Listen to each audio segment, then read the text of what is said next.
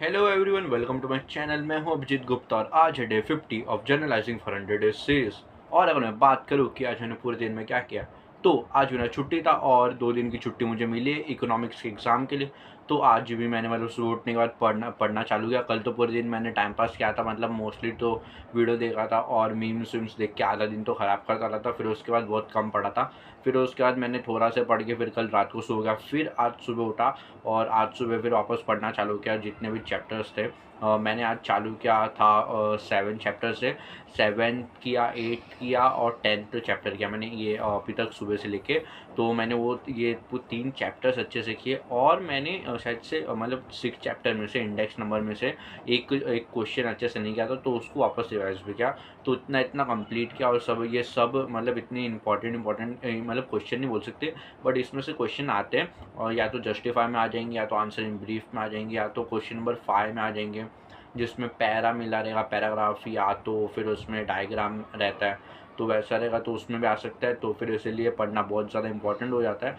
और फिर उसके बाद मैंने वो अभी इतना कंप्लीट किया। फिर मैंने ये सोचा था कि इतने चैप्टर जितने मैं अभी कल और आज पढ़ूंगा वो मैं लिख के प्रैक्टिस करूंगा। बट अभी अभी मैंने सिर्फ सोचा था, बट इतना टाइम निकल गया। 3 चैप्टर पूरे कंप्लीट करने में आज का आधा दिन ही निकल गया ये इतने सारे चैप्टर बस कंप्लीट करने के चक्कर में। 7 चैप्टर मतलब मैंने चालू किया तो वो दोपहर को जाए ख़त्म हुआ, दोपहर को कुछ 12 बजे। और फिर उसके बाद 8 चैप्टर चालू किया तो वो थोड़ा कम टाइम लिया, वो 1-2 घंटे में ख़त्म हो गया। मतलब 1 घंटे में शायद, क्योंकि उसको बस रिवाइज़ करना था, बहुत छोटे छोटे आंसर थे और ईजी थे।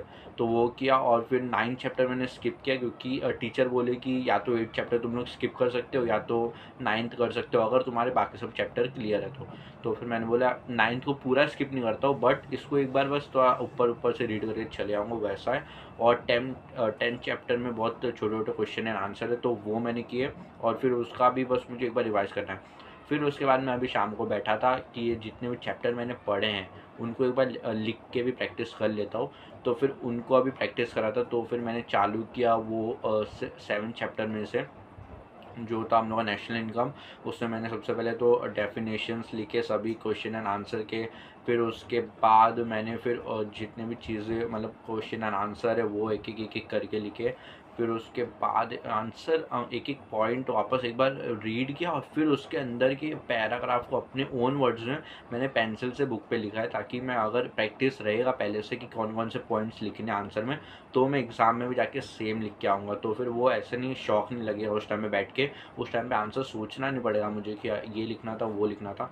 तो फिर मैं अभी करके बैठ रहा हूँ और इसलिए मैंने अच्छे से अभी हर जगह से मतलब अगर मुझे कोई पॉइंट नहीं आ रहा तो फिर मैं वो गूगल पे सर्च कर ले रहा हूँ या कोई भी और सोर्सेज पे सर्च करके लिख रहा हूँ कि हाँ ये पॉइंट मैं इसमें ज़रूर लिखूँगा। और फिर उसके बाद वो आंसर मैं पूरा कवर कर रहा हूँ और फिर अच्छे से पूरा कंप्लीट कर रहा हूँ।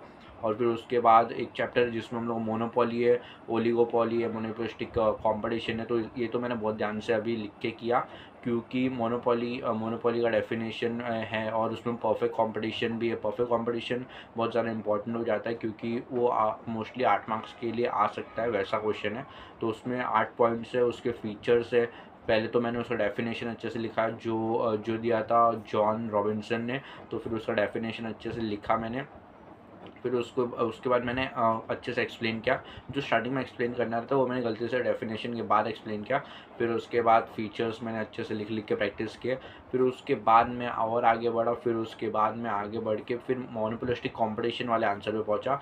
मोनोपोलिस्टिक कंपटीशन का जो डेफिनेशन वो दिया था E.H. चैम्बरलिन ने, तो फिर वो मैंने अच्छे से डेफिनेशन रेक्टिफाई किया और फिर उसके एक पॉइंट को वापस लिख के मैंने ट्राई किया और फिर वो मैंने कंप्लीट किया।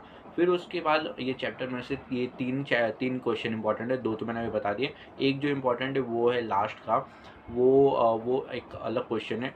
वो जो अभी मैं सेकंड वाला बताया वो मोनोपोली था, गलती से मैंने मोनोपोलिस्टिक कंपटीशन बोला, बट लास्ट वाला जो है वो मोनोपोलिस्टिक कंपटीशन है और इसका भी डेफिनेशन प्रोफेसर E.H. चैम्बरलिन ने दिया और फिर चैम्बरलिन मतलब सर ने दिया। और फिर इसके बाद मैंने उसका डेफिनेशन पढ़ा और फिर उसके आगे के जितने पॉइंट्स है वो पढ़े।